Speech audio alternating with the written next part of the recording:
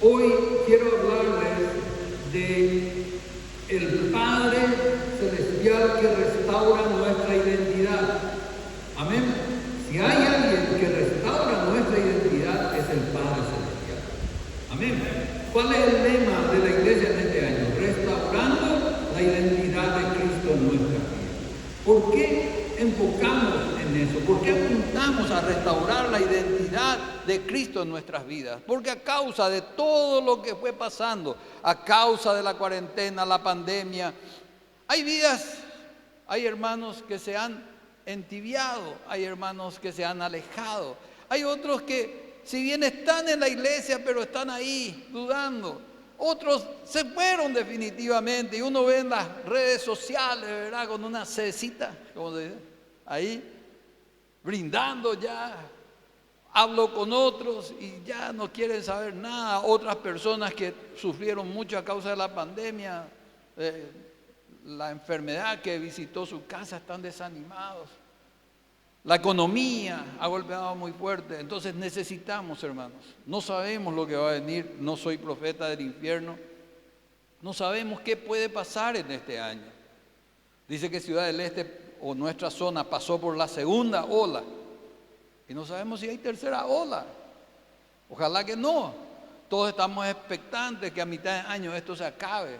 Ayer leí una noticia que en el 2024 recién esto se va a acabar. Imagínense, faltan 3 años. Y mientras tanto, la gente tiene temor para congregarse, la gente tiene temor para salir de su casa, mucha gente pierde su trabajo. No sé si leyeron las noticias, hay una casa de cambio que va a despedir más de 200 funcionarios. Y otras casas más, y cosas así, hermano. Entonces parece, todo es mala noticia.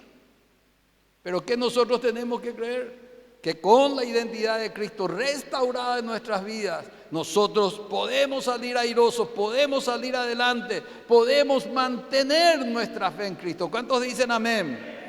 Esa tiene que ser tu actitud, esa tiene que ser nuestra actitud. No que venga de vuelta un oleaje, no que venga la enfermedad con todo, no que venga la crisis económica y todo ahí nos vamos por el corredero.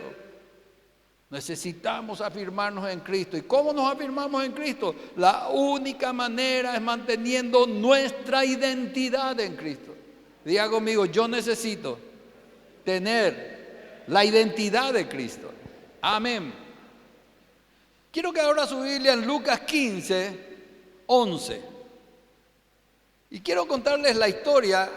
En Lucas 15, nosotros encontramos 3 cosas que se habían extraviado o perdido. ¿Sí o no? ¿Cuántos recuerdan? La oveja perdida, la moneda perdida y el hijo perdido. Todos conocemos la historia como la historia del hijo pródigo. La oveja que se perdió, bueno, las ovejas, saben ustedes, son los bichos más tontos que existen en la naturaleza. Por eso que Pablo dice que cuidemos de no ser llevados por cualquier viento de doctrina, porque Pablo nos conocía como ovejas. Y las ovejas, uno les ve así, lanudas, grandes, parecen gorditas las ovejas. Pero cuando uno las esquirla, cuando uno le quita la lana, se quedan así flaquitas, como un gato se quedan. Y cuando hay viento este, en Paraguay en agosto generalmente sopla el viento este, y si alguno de ustedes crió ovejas, sabrá esta historia. Las ovejas creen que caminan derecho, pero el viento este les desvía de su camino. Y las ovejas no son como los perros, los caballos que saben el camino de su casa. Ese viento este les desvía y se pierden. La moneda, la viuda, en verdad que perdió la moneda, se le cayó, se escondió y entró con una lámpara, con una vela a buscar la moneda. Pero la diferencia del hijo pródigo es que él se perdió. ¿Recuerdan la historia? Voy a tratar de hacerle un relato. Y puse aquí, le pedí que pongan esta mesita con las 2 sillas aquí para explicarles la historia. Un padre muy bueno, pero muy rico, o sea, bueno y rico, se puede ser bueno y rico, tenía 2 hijos. uno mayor y uno menor. Los dos se sentaban a la mesa con su papá. En Deuteronomio 17 o 24:17 dice la Biblia que en las costumbres judías el hijo mayor se llevaba 2/3 de la herencia del padre y el hijo menor se llevaba 1/3. ¿Por qué? No me digan qué injusto Dios, no entramos a discutir ese tema. Pero el hijo mayor llevaba 2/3 y el hijo menor llevaba 1/3. El hijo menor, no dice la Biblia cuántos años tenía, pero un día le pide a su papá y le dice: papá, quiero mi herencia.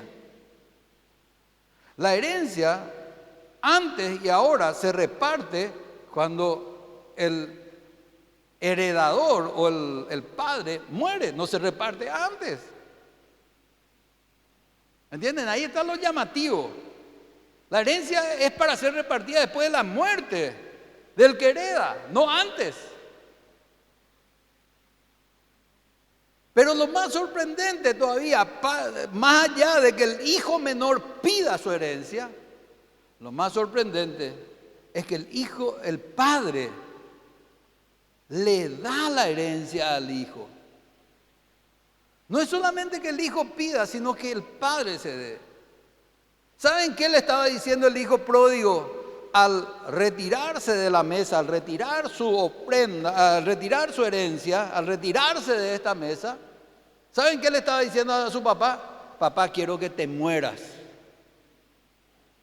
Papá, no quiero saber nada de vos. ¿Por qué? Porque la herencia se reparte después de la muerte. Si vos eras el papá, Geraldo, y tu hijo Herbalito te pide la herencia, patada, pupen, vos disparamos a su vez, ¿eh? Porque la realidad es esa. Cuando tu hijo te pide la herencia o su parte de la herencia, es porque quiere que te mueras. Palabras más, palabras menos. Morite.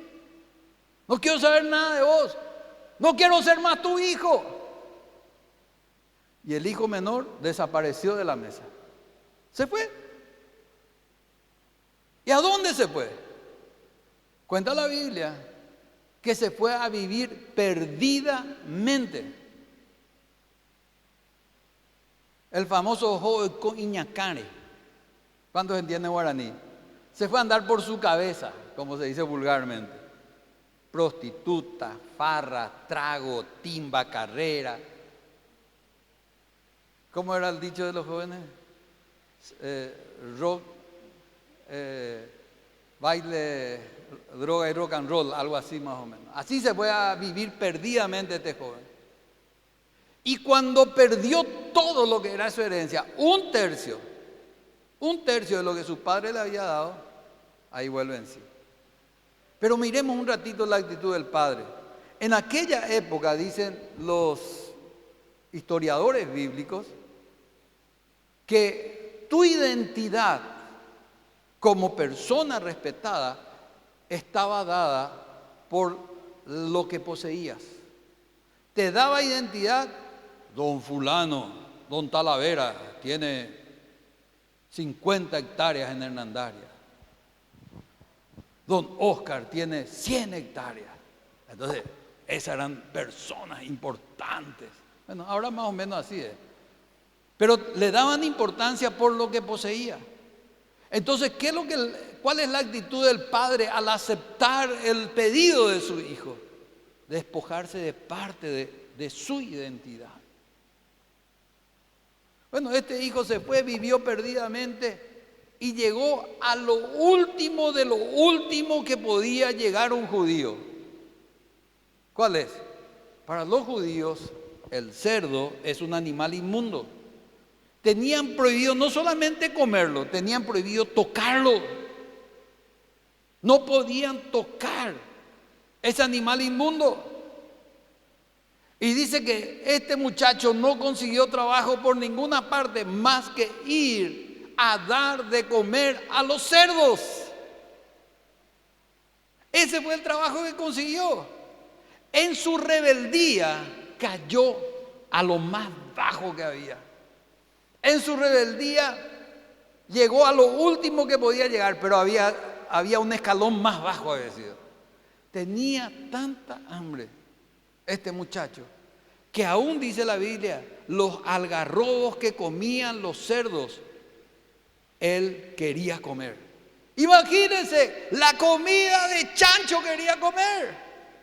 Tan mal estaba, tan bajo cayó, que no solamente trabajaba para alimentar cerdos, sino quería comer la comida de los cerdos.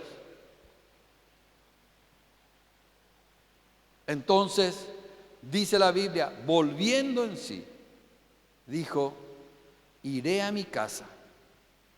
En la casa de mi padre los jornaleros comen muy bien. Y le voy a decir a mi papá, papá, pequé contra el cielo, pequé contra ti. Ya no merezco ser uno de tus hijos. Permíteme ser un jornalero tuyo, un obrero tuyo. Entonces, ¿qué es lo que quería el hijo? No quería sentarse de vuelta acá. Él no pidió sentarse acá. Él lo único que quería era estar cerca. Aproximarse otra vez a la casa de su papá. La primera parte de la frase es espectacular. Padre, he pecado. Muy espiritual el joven. Después de andar en el charco, en el barro con los cerdos, muy espiritual. Él le dice, Padre, he pecado. Yo quiero ver esa película en el cielo. La cara inocente que habrá puesto este muchacho. Padre, he pecado contra el cielo y contra... Su mejor cara de inocente, buenito. Ropas harapientas, porque el que trabaja con cerdos sabe el dolor que tienen los chanchos. Así vino a su casa y dijo, Padre, he pecado contra el cielo y contra ti. Ya no merezco ser llamado uno de tus hijos. Déjame ser uno de tus jornaleros. La primera parte, bien, he pecado, reconoció su pecado, se arrepintió. Pero la segunda parte, mal. ¿Por qué? Porque él quería ganarse un lugar en esa mesa por su propia fuerza. Quiero ser un jornalero, le dijo. Quiero pagar el precio de mi error. No, hombre, ahí voy a dormir en el establo donde duermen todos los esclavos. Ahí voy a dormir, papá. Pero quería comida, hambre tenía, y ala tipo. Hambre tenía, quería comer lo que comían los jornaleros, no la comida del Padre. Porque él sabía que falló, se arrepintió, todo lo que quieran, pero quiso hacer algo que muchas veces nosotros hoy día queremos hacer, ganarnos, ¿verdad?, la indulgencia, el perdón de Dios a través de nuestros sacrificios. Y este padre le dice, no, mi hijo, agarra la silla y la acerca nuevamente a la mesa. Le restaura su condición de hijo. Le restaura su condición de persona importante y sentada en la mesa del Padre. Y dice, le puso un vestido nuevo, una ropa nueva. La ropa de harapos, la ropa con olor a chancho, con olor a pecado, se había cambiado por una ropa de hijo. Le puso anillo en los dedos, que representa autoridad, y le puso calzado en los pies, que significa dignidad y libertad. Porque los esclavos en la antigüedad andaban descalzos para no poder escaparse de sus amos, porque el desierto tenía arena caliente y no aguantaban más de unos cuantos pasos en esa arena y los pies se le calcinaban. Entonces tener calzado significaba ser digno de confianza. Y en esta mañana lo que quiero es hablarte de este punto. En esta mañana, graficando un poco, haciendo una predicación expositiva, quería contarte esta historia. ¿Cuántos conocían la historia? Entonces, lo que quiero decirte, lo que quiero transmitirte, el tema es restaurando la identidad en Cristo de nosotros, en nuestras vidas. Y cómo el Padre hace para restaurar esa identidad. Nuestro Padre Celestial está dispuesto a restaurar nuestra identidad de hijo cuando en nosotros hay un verdadero y genuino arrepentimiento. Por eso, en primer lugar, el Padre restaura su identidad al ponerle un vestido nuevo y un anillo de autoridad. Ese anillo, primero el vestido, la ropa. En el tiempo antiguo, la ropa era muy importante porque determinaba tu situación civil. Las mujeres vírgenes tenían un color de ropa, las viudas tenían otro color de ropa, las casadas tenían otro color de ropa, los esclavos tenían un tipo de ropa, los amos o los libres tenían otro tipo de ropa. Este muchacho vuelve a la casa de su padre. ¿Con qué vestido le parece? ¿Con qué ropa le parece que viene? Viene con una ropa toda rota, toda harapienta. Si ya no tenía nada, si ya gastó todo. La ropa que tenía era ropa de pecado. La ropa que tenía olía a chanchos. La ropa que tenía olía a alcohol, a farra. No sé si había cigarrillos o no en aquel tiempo, pero tenía todos los olores. Lo menos que tenía era olor a Cristo. Y el Padre dice que lo primero que hace, traigan vestido nuevo, traigan ropa nueva y vístanle. Quítenle la ropa de pecado, quítenle esa ropa que representa ese pasado extraviado, ese pasado desordenado, ese pasado de farra. Y pónganle un vestido de santidad, un vestido, una ropa digna. En segundo lugar, dice, pónganle anillos en el dedo. En aquel tiempo, hermanos, no se firmaba con bolígrafo. No se usaba pluma, fuente o lo que sea. Era un anillo de la familia que tenía unos símbolos, tal vez unos jeroglíficos, y al pie del documento se ponía una laca y sobre esa laca caliente se ponía el anillo. Y ahí quedaba la marca en el documento. Y ese lacre que quedaba ahí sellado significaba que Diego hizo un acuerdo conmigo. Y tenía la autoridad para seguir haciendo en mi nombre, en mi representación, lo que sea. El Padre le devuelve eso.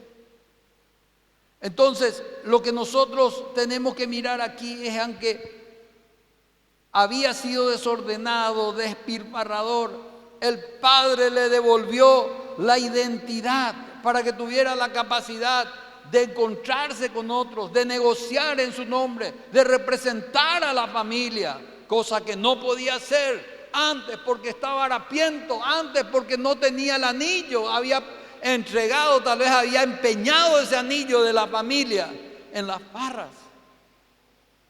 Por eso quiero decirte que no importa nuestro terrible o desordenado pasado, no importa cómo habíamos llegado a Cristo.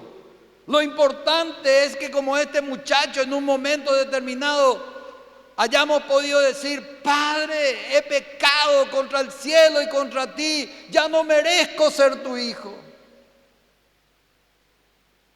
Y ahí arrepentidos.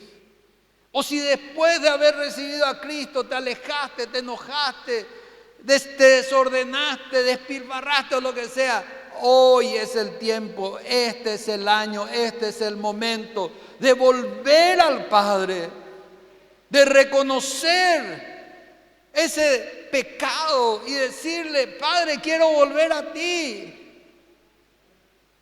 No importando lo que hayas pasado en la pandemia, cuarentena, que te hayas entibiado y aún si pasaste mal en estos últimos meses, como estábamos cantando en esa adoración, que no importa si estás sufriendo, si estás pasando mal, alabarle a Dios. Pero mucha gente en vez de alabarle a Dios se alejó de Dios. Mucha gente dejó de orar. Mucha gente dejó de leer su Biblia. Mucha gente dejó de creer en Dios. Porque se pasó mal. Mucha gente le echó la culpa a Dios de todo lo que pasó. Y yo no quiero minimizar, ni soy de los negacionistas. No, ese virus no existía, no existió, ni existe. No, yo viví en carne propia. Y yo sé lo que se sufre, lo que se pasa. 9 días de internación no fueron fáciles. Y sé lo que nos costó como familia, sé lo que nos costó económicamente y todo. Pero en ningún momento renegué de mi Dios. En ningún momento le dije, Dios, ¿dónde es lo que está? Yo estoy acá internado y clavándome por todos lados. No. Yo le decía, creo, confío en vos, Señor. Y mañana voy a salir. Y aunque yo me ilusionaba nomás porque todavía no estaba para salir. Un día mi familia me mintió. ¿Dónde está mi nuera? Allá está la culpable. Entró un médico porque en IPS todos los días los médicos eran diferentes. No es que un médico te atiende desde que entras hasta que salís. El médico de guardia te atiende. Entró un médico, creo que fue martes por ahí. Yo salí jueves. Y me dijo, vos estás muy bien, don Luis. Estás saturando bien, pero yo estaba con oxígeno todavía. Si te portás bien, a lo mejor esta tarde por ahí ya te soltamos, me dijo. Pero el tipo me quería dar ánimo, parece. Y yo todo emocionado le cuento a mi familia, le envío mensaje de voz. Ni la voz no me salía. Y yo le envío mensaje de voz. Y a las 2 de la tarde daban el anuncio, daban el informe de cómo estaba el paciente. Entonces, creo que no se fue Lourdes, no se fue nadie, o sea, se fue solamente Lili. Y yo sabía que después de las 2 tenía que preguntar qué dijo el médico en el informe. Entonces, le digo, ¿qué tal que dijo el informe? Y me dijeron, Lili no pudo grabar, porque siempre le grababan al médico. Lili no pudo grabar, pues está todo bien. Parece que ella le preguntó al médico, ¿cierto que ya sale esta tarde? Y el médico dijo, no va a salir. Y no querían que me bajonee, entonces me mintieron. Y me dijeron, no se grabó esta tarde. Pero una mentira piadosa, ¿verdad, Lili? Ya te perdoné. Pero así es la cosa, hermano. Se sufre, pero en ningún momento podemos renegar de nuestro Dios. Y si renegaste, el Señor te está esperando con los brazos abiertos. Si te enojaste, si te entibiaste, si te molestaste, si estás enojado conmigo, con la pastora, con quien sea, volven al Señor. Y hagan que otros vuelvan también. Porque así como el padre, el hijo pródigo, estaba en la puerta de su casa cada mañana mirando el horizonte y esperando que ese hijo vuelva. Cuando vio su figura, cuando vio esa imagen, ¿qué pasó? Dice que corrió a su encuentro. Corrió a su encuentro. Y ¿saben qué? Algo muy interesante. Los niños corrían en Israel. Las mujeres corrían en Israel. Pero un patriarca no podía correr. Y él era un patriarca. ¿Saben por qué no podía correr? Porque no se le tenían que ver las piernas, la canilla. No se podía levantar el vestido. Y para correr en aquel tiempo se tenía que levantar la túnica. Los hombres no usaban pantalones. Entonces se tenía que levantar y se le tenían que ver las piernas. Pero a él no le interesó, porque él amaba tanto a su hijo que no le interesó la vergüenza que podía pasar para ir a tirarse a su cuello. Hoy el Dios Padre te está esperando. Hoy el Dios Hijo te está esperando. Dios está esperando una reacción tuya. ¿Para qué? Para que vuelvas a Él, para que vuelvas a sus brazos y para que ahí seas restaurado. Dice en Job 22, 21 en adelante, vuelve en amistad con Dios. Y esto te tengo que leer porque no quiero que nos perdamos esta parte. Dice la palabra de Dios 22, 21 en adelante. Sométete a Dios y tendrás paz, entonces te irá bien. Escucha las instrucciones y guárdalas en tu corazón. Si te vuelves al Todopoderoso, serás restaurado. Por lo tanto, limpia tu vida. Si renuncias a tu codicia del dinero y arrojas tus preciosos oros al río, el Todopoderoso será tu tesoro y Él será tu plata preciosa. Entonces te deleitarás en el Todopoderoso y levantarás tu mirada a Dios, orarás a Él y Él te escuchará y cumplirás los votos que le hiciste. Prosperarás en todo lo que decidas hacer y la luz brillará delante de ti en el camino. Amén. Vuelve a Dios. Vuelve en amistad, dice la versión Reina Valera. Volvete al Todopoderoso. Este es el tiempo. En segundo lugar, el Padre restauró sus valores y le puso un calzado nuevo. Sus pies ahora estaban preparados para una nueva vida de valores, de respeto, de obediencia a las normas. ¿Por qué? Porque lo que el Hijo había perdido eran esos valores. Porque lo que el Hijo había perdido era su dignidad. Porque lo que el Hijo había perdido era el respeto hacia sí mismo y el respeto hacia los demás. El Hijo desobediente se rebeló contra el Padre y todo eso perdió, se extravió. Pero era el tiempo de volver. Dice en 2 de Timoteo 1:7, porque no nos ha dado Dios espíritu de cobardía, sino de poder, de amor y de dominio propio. Dios nos ha permitido en este tiempo, hermanos, recapacitar, ver nuestras vidas y volvernos a Dios. Así como el Hijo ganó en dignidad, así como el Hijo volvió al Padre y el Padre le devolvió todas estas cosas, así Él te quiere devolver aquellas cosas que tal vez perdiste. Ya no vivimos bajo el dominio del temor, el temor a causa del pecado que nos aleja de Dios. Así como en Génesis, cuando en Génesis 3:10, el Señor buscándole a Adán, le dice: Adán, ¿dónde estás? Y Adán le dijo: estaba escondido porque tuve miedo. ¿Por qué tuvo miedo? Por el pecado. Porque el pecado nos aleja de Dios, porque el pecado pone una barrera entre Dios y nosotros. Y este es el tiempo de librarnos de ese pecado. Dios nos da de nuevo la dignidad, Dios nos da de nuevo el respeto, Dios nos da una nueva integridad que perdimos a causa de la rebeldía. ¿Y qué es lo que quiere hacer el Señor? Quiere que reconozcamos nuestros pecados. Y esa no es una obra solamente tuya, es una obra del Espíritu Santo. Según Juan 16:8 dice que el Espíritu Santo es el que nos convence de pecado, de justicia y de juicio. Ese hijo habrá tenido un clic, no solamente por lo bajo que llegó, sino ese hijo habrá reaccionado en un momento y dijo: yo necesito volver a la casa del Padre, yo necesito volver a ese lugar. En tercer lugar, el amor del Padre es el que le lleva a restaurar su identidad. Es el amor de Dios el que nos devuelve la identidad.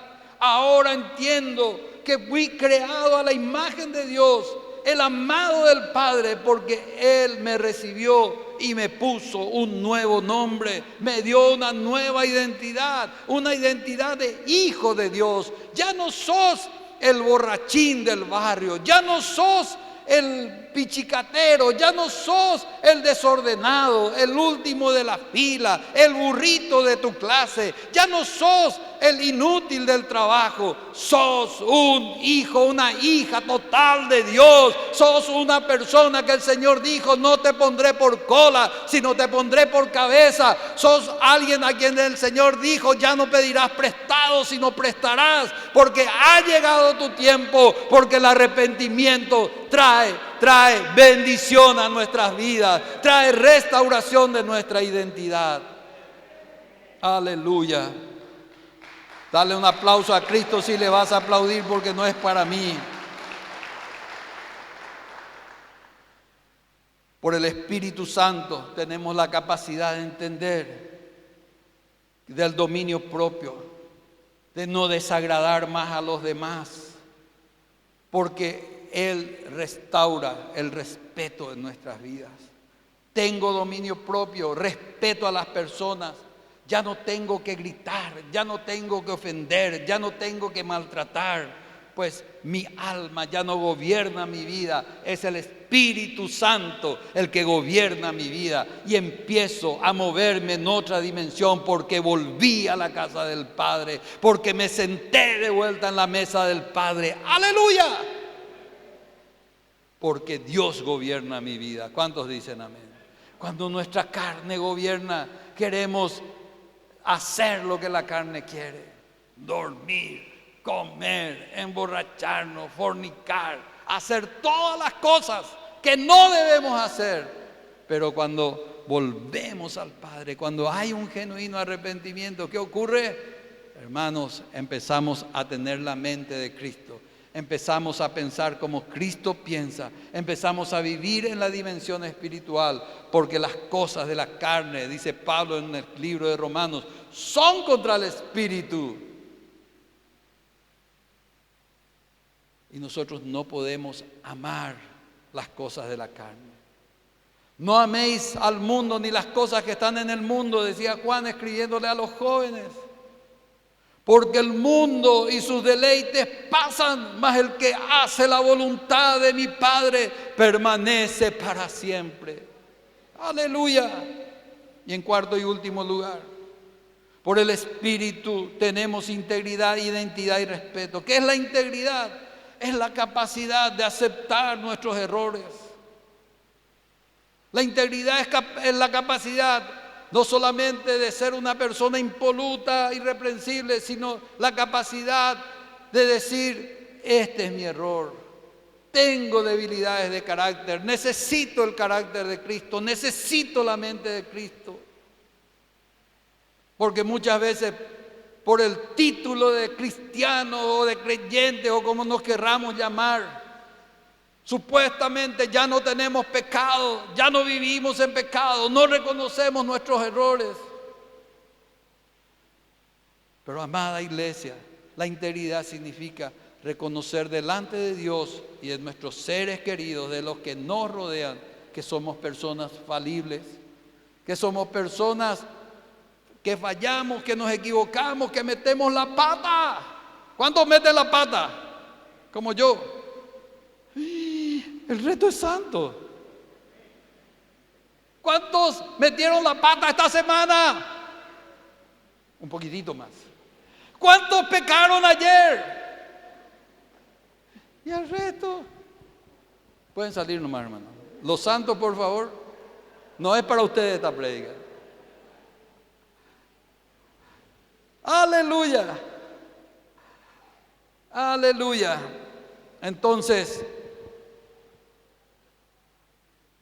cuando nosotros podemos tener la capacidad de identificar que fuimos diseñados igual a Dios, Génesis 1:26 dice: hagamos al hombre a imagen y semejanza nuestra. En primera de Pedro dice que la esencia de Dios, el ADN de Dios habita en vos, en mí. Cuando nosotros podemos pensar de esa manera, queremos volver al diseño original.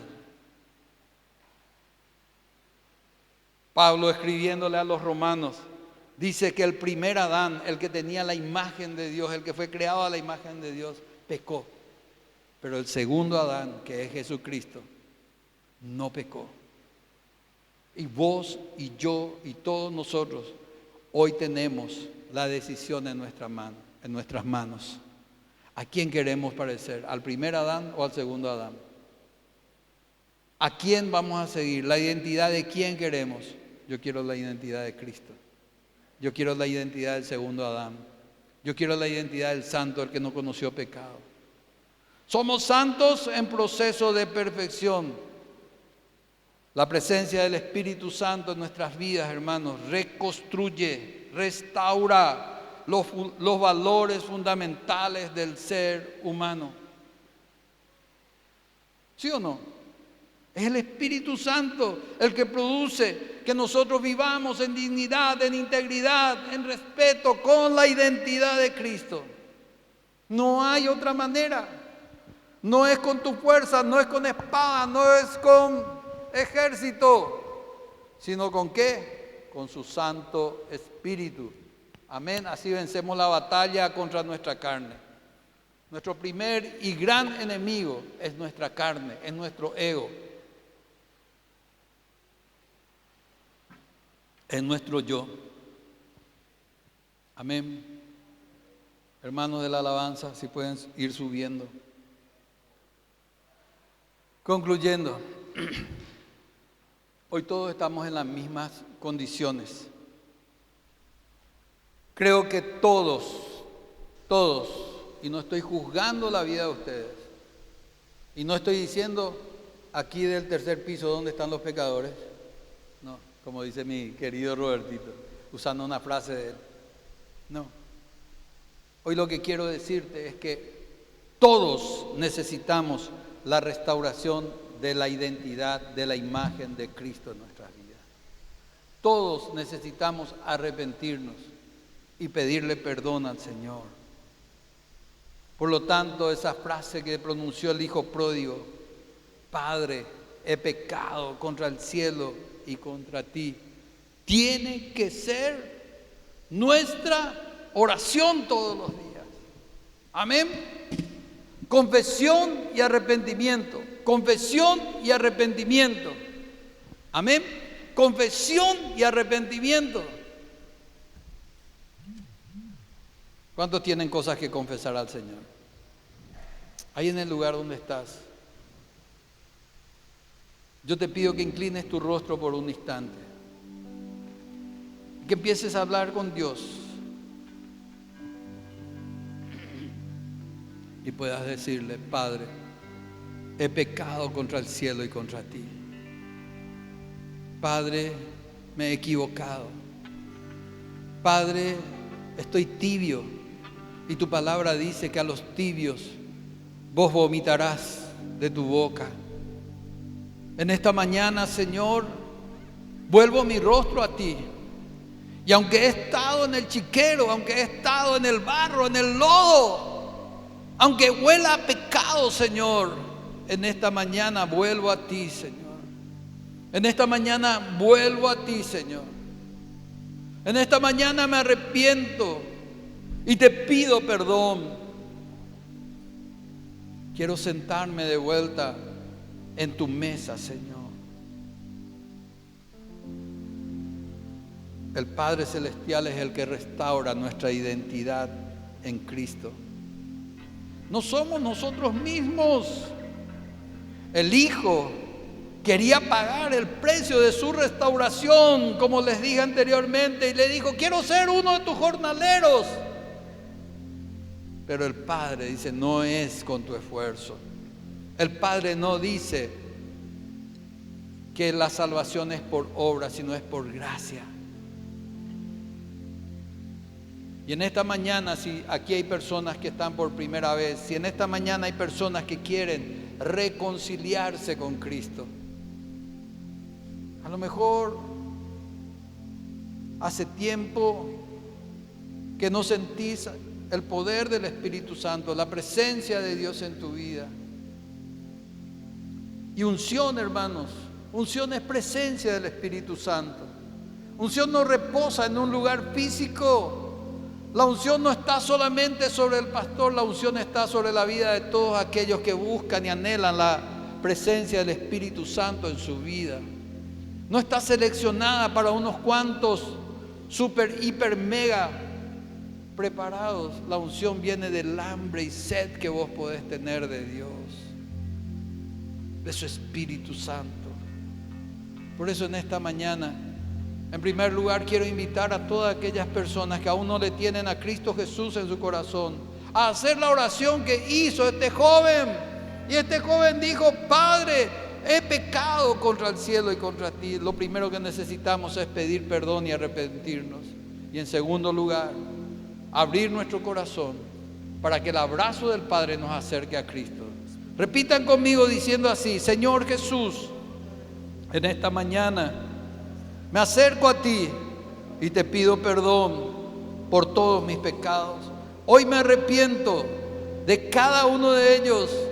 Abro mi corazón y te recibo ahora como Señor y Salvador en mi vida. Inscribe mi nombre en tu libro de la vida. Amén.